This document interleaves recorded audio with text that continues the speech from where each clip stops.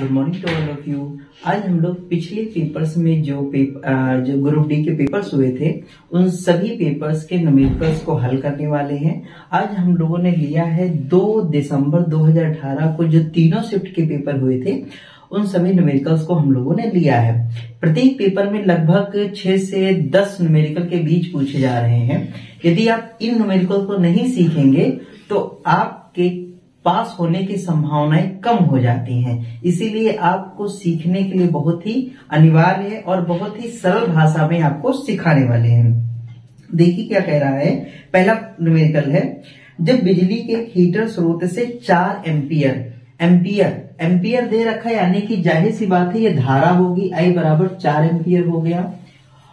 Ampere विद्युत प्रवाह होता है तो टर्मिनल के बीच गतिज अंतर 60 वोल्ट का होता है, यानी कि ये विभव दे रखा है V बराबर 60 वोल्ट, ये विभव हो गया।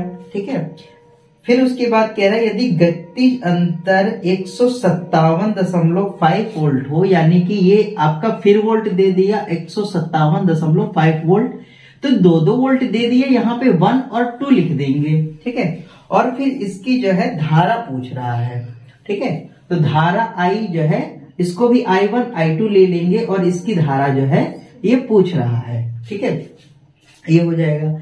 अब ऐसा किस फॉर्मूले में आता है कि I1 हो, I2 हो, V1 हो, V2 हो, ऐसा तो कोई डायरेक्ट फॉर्मूला होता नहीं है।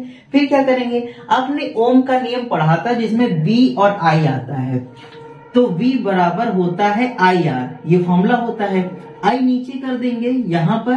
ठीक है, ये I जो है क्रॉस मल्टीप्लाई में नीचे जाएगा, तो R बराबर क्या हो जाता है VI। तो यही दिया है आपका V और I दे रखा है, तो ये कांस्टेंट मान लेते हैं और यहीं से फॉर्मूला बना देते क्या, V1 I1 बराबर V2 I2। ये यहीं से फॉर्मूला बन गया। कैसे बन गया, ये आपका कांस्टेंट है और यहाँ पे वैल्यू दे रखा है, तो V1 I1 V2 I2, क्योंकि V बटे I है यहाँ पर, इसीलिए ऐसा फॉर्मूला बना देंगे। वैल्यू पुट करेंगे, V1 आपका दे रखा है 60 वोल्ट, I1 दे रखा है आपका 4 और V2 दे रखा है 157.5 और I2 आपको निकालना है। तो 4 से काटेंगे 15 आ जाएगा, 15 से काटेंगे 15 का नाम 15, 10 15 25 75, यानी कि 10.5 एम्पियर आपकी करंट आ गई दूसरी वाली। ठीक है ना, तो इसी से हम लोगों ने फॉर्मूला बना दिया। अगला क्वेश्चन देखते हैं। अगला क्वेश्चन ये कह रहा है न्यूटन मीटर स्क्वायर। ठीक है, अगला क्वेश्चन कह रहा है न्यूटन मीटर स्क्वायर kg -2। ठीक है, newton metre square kg -2 SI पद्धति, ये किसकी SI मात्रक है। तो न्यूटन का मतलब क्या होता है, न्यूटन किसका होता है, ये तो बल का होता है। मीटर स्क्वायर किसका होगा, ये कोई ना कोई दूरी रही होगी।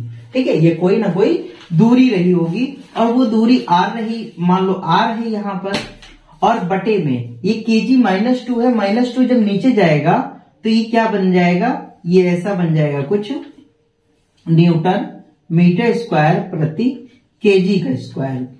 अब न्यूटन है, ये बल का मात्रक होता है, तो F लिख देंगे बल। मीटर स्क्वायर, मीटर किसका होता है, ये मीटर आपका दूरी का होता है, तो दूरी लिख देंगे R स्क्वायर। अपॉन में kg किसका होता है, M स्क्वायर होता है। तो ये वीमा आपने अगर पढ़ी हो तो ये G का मान होता है, G का मान होता है न्यूटन। F बराबर G MEM बटे R स्क्वायर। R स्क्वायर यहां फेंक दिया, ये यहां फेंक दिया, यानी कि ये G है। ये क्या है, गुरुत्वाकर्षण नियतांक है। किसका मान है, गुरुत्वाकर्षण नियतांक का है। ठीक है, G का मान, तो लिख देंगे गुरुत्वाकर्षण नियतांक का ये है। ठीक है, अगला है कार्बन का परमाणु द्रव्यमान कितना है कार्बन का। देखिए इसमें परमाणु द्रव्यमान पूछ लिया, तो एक लाइन याद रखिएगा, बेटा मांगे कन्या सुंदर बाप राजी। ठीक है, ये याद रखिएगा, कन्या बेटा मांगे कन्या सुंदर बाप राजी, इसमें कैल्शियम यही है। ठीक है, और इसी लाइन का पूछा गया है, तो कैसे याद रखिएगा, ये 4 से स्टार्ट होता है 4 और 4 में 8 जुड़ता है, फिर 8 जुड़ता है, फिर 18 जुड़ता है, फिर 18 जुड़ता है, फिर 32 जुड़ता है, ऐसे सब में जुड़ता है। चाहे जितनी भी ये जो है लाइन बनाइए उन सब में 8 8 18 18 32 जुड़ जाता है। तो ये 4 से 8 जुड़ेगा तो 12 हो जाएगा, फिर ये 8 जोड़ेंगे तो 20 हो जाएगा, फिर ये 18 जोड़ेंगे तो 38 हो जाएगा, फिर 18 जोड़ेंगे, ऐसे जुड़ता चला जाता है और आपका आता चला जाता है। ठीक है, इसमें हमें इससे मतलब है। ठीक है, कार्बन, तो कार्बन का 20 होता है और जो भार होता है ये ऊपर होता है और ये दुगना होता है लगभग। ये भार होता है परमाणु भार, ये भार होता है जो कि दुगना होता है, और ये परमाणु क्रमांक होता है। ठीक है, क्रमांक, परमाणु क्रमांक होता है, ये परमाणु भार होता है। याद ऐसे रखिएगा, ये ऊपर लिखा जाता है तो आदमी के ऊपर जो है भार रखा होता है ना सर पर, उसी तरीके से ये भी इसके सर पर रखा हुआ, तो ये भार हो जाता है जो कि दुगना होता है। फिर अगला देखेंगे, एक द्रव्य जिसे 49 ग्राम साधारण नमक को 320 ग्राम पानी में घोला गया है, द्रव्य का द्रव्यमान प्रतिशत बताइए। ठीक है, द्रव्यमान का प्रतिशत बताना है, तो द्रव्यमान प्रतिशत बराबर द्रव्य बटे कुल आयतन, कुल द्रव्यमान इंटू में 100। नमक कितना घुला है, ऊपर नमक की मात्रा रहेगी, तो नमक की मात्रा दे रखी है 49 ग्राम, 49 ग्राम दे रखी है। नीचे कुल द्रव्यमान 49 है और उसमें 320 तो पानी है, तो कुल द्रव्यमान ये हो जाएगा। ठीक है, इंटू में 100। अब इसको हल कर लेंगे, 449 और ये 350 369 इंटू में 100।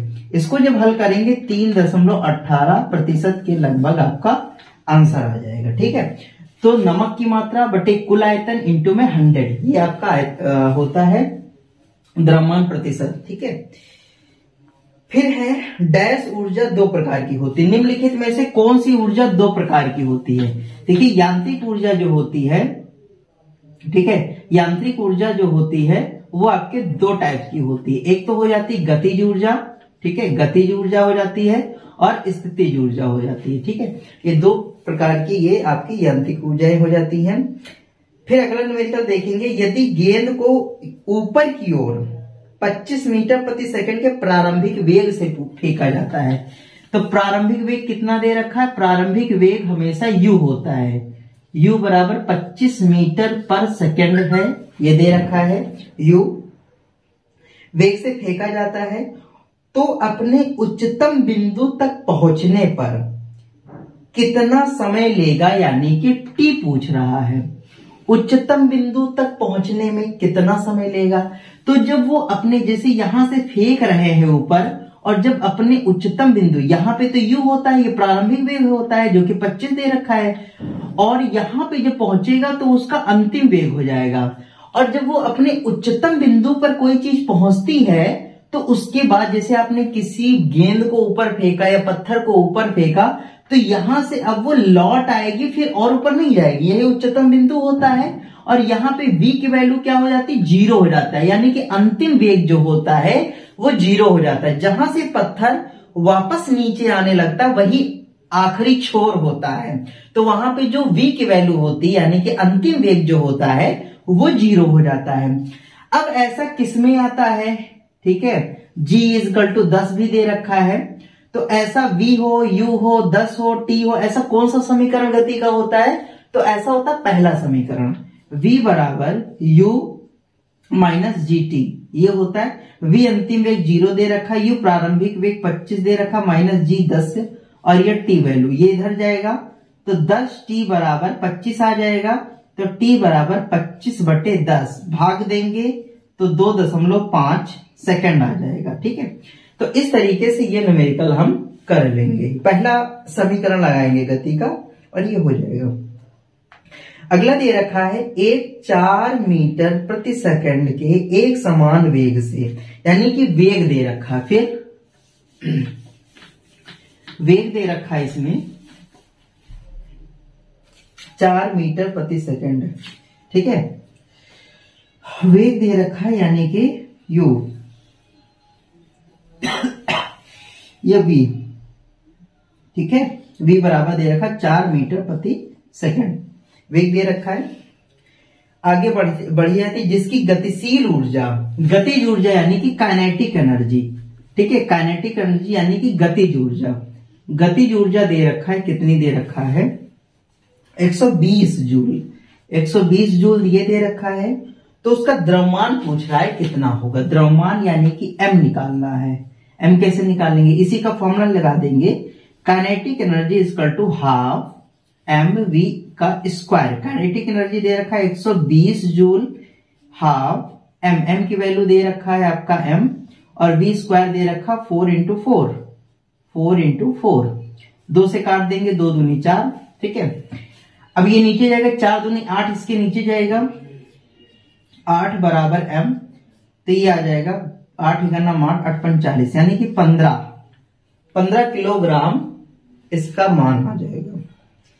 फिर अगला देख रहे हैं, दे रखा 100 किलोग्राम द्रव्यमान, अगला न्यूमेरिकल है 100 किलोग्राम द्रव्यमान, यानी कि द्रव्यमान की वैल्यू जो दे रखी है वो 100 किलोग्राम दे रखी है, ठीक है। जो द्रव्यमान की वैल्यू दे रखी, m की वैल्यू दे रखी है वो 100 केजी दे रखी है, ठीक है। m का मान 100 किलोग्राम दे रखा है। एक पिंड की गति 5 सेकंड में, यानी कि समय भी दे रखा है, t बराबर 5 सेकंड दे रखा है, ठीक है, 5 सेकंड दे रखा है। और फिर उसके बाद जो है 5 मीटर प्रति सेकंड से 15 मीटर प्रति सेकंड, यानी कि जो v दे रखा है वो 5 मीटर प्रति सेकंड से कितना हो जाता है 15 मीटर प्रति सेकंड हो जाता है, यानी कि इतना परिवर्तन ये हो जाता है। तो कह रहा है उस पर एक त्वरण आरोपित होता है, समान त्वरण, पिंड पर आरोपित बल की गणना कीजिए। तो हम जानते हैं कि जो बल होता है F बराबर ma होता है। m तो हमारे पास 100 दिया है, लेकिन a नहीं दिया है, तो a हम निकाल लेंगे। त्वरण बराबर क्या होता है, त्वरण जो a का मान होता है, त्वरण इसको पहले निकालेंगे, त्वरण बराबर वेग परिवर्तन बटे समय होता है। तो वेग परिवर्तन क्या होगा, 5 से 15 हुआ जा रहा है, ठीक है। तो कितना परिवर्तन हो रहा है, तो 15 में से 5 घटा दीजिएगा, 15 में से 5 घटा देंगे, समय कितना दे रखा 5 सेकंड, तो ये आ जाएगा 15 में से जब 5 घटाएंगे तो कितना आ जाएगा 10 आ जाएगा, बटे में 5, तो इसको काट देंगे तो 5 दूनी 10 हो जाएगा, 2 आ जाएगा। तो 2 क्या आ गया, a की वैल्यू आ गई, ठीक है, a की वैल्यू आ गई, यहीं पे रख देते हैं। m कितना दिया है 100 और a कितना दिया है 2 आया है, यानी कितना हो गया 200 न्यूटन, ठीक है। तो 200 न्यूटन का इस पर बल लग रहा है, ठीक है। तो पहले क्या निकाल लिए हमने, a निकाल लिया, वेग परिवर्तन बटे समय। वेग का परिवर्तन देखा 5 से 15 हो रहा है, तो माइनस कर देंगे, कितना परिवर्तन हुआ है, तो 10 का परिवर्तन हुआ है, तो 10 का परिवर्तन हुआ, बटे में समय रहता है, 2 आ गया, a की वैल्यू वो रख देंगे, तो 200 न्यूटन आपका आ जाएगा। फिर अगला ये कह रहे हैं कि 5 मीटर प्रति सेकंड की गति से, गति दे रखी है 5 मीटर प्रति सेकंड,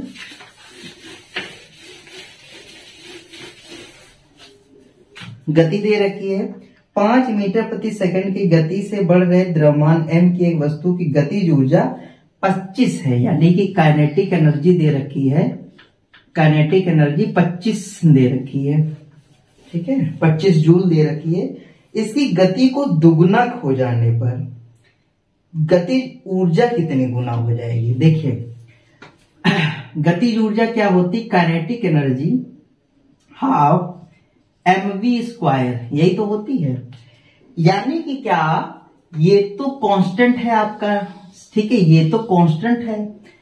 काइनेटिक एनर्जी जो होती है सीधा सीधा v स्क्वायर के प्रोपोर्शनल होती है, यानी कि गतिज ऊर्जा अगर दोगुना हो जाएगी, ठीक है, गतिज अगर उसकी गति को दोगुना हो जाएगी, उसकी गति क्या हो जाएगी, गति इसकी अगर दोगुनी हो जाएगी तो काइनेटिक एनर्जी कितना हो जाएगी, 2 का स्क्वायर, इसमें स्क्वायर देख रहे हैं ना, तो यहाँ पे 2 का स्क्वायर करेंगे। जब 2 का आप स्क्वायर करोगे तो 2 दूनी 4 हो जाएगी काइनेटिक एनर्जी।